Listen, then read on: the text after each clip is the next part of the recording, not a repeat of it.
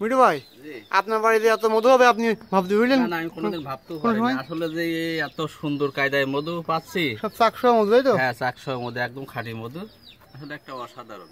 তুমি খেয়েছো মা মধু? কবার খেয়েছো? হ্যাঁ, আচ্ছা, আপনি মৌমাছি কি কোনো খাবার টাবার দেন নাই? জি না, একদম প্রাকৃতিক উপায় না? আপনি মৌমাছি কোন সাইডে দেওয়া আশা করেন? মধু এই যে ইটির ফাঁকা, চলুন একটু দেখে দেখি। আচ্ছা ঠিক আছে, আসেন।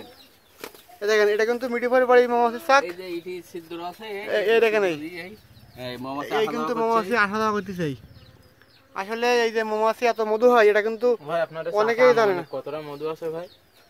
আপাতত 3 থেকে 4 কেজির মতো, প্রায় একটু কম বেশি হতে পারে অবশ্যই। 4 কেজি হবে না ভাই, কেজি 2 হয় না ভাই, কেজি 2 মানে অনুমান করা যাচ্ছে না। আচ্ছা, আপনার এই জায়গায় এইগুলা কি জুতার সোলের মতো? জি জি, আমি জুতা তৈরি করি তো, জুতার আপনার জুতার কারখানা আছে না? জি জি,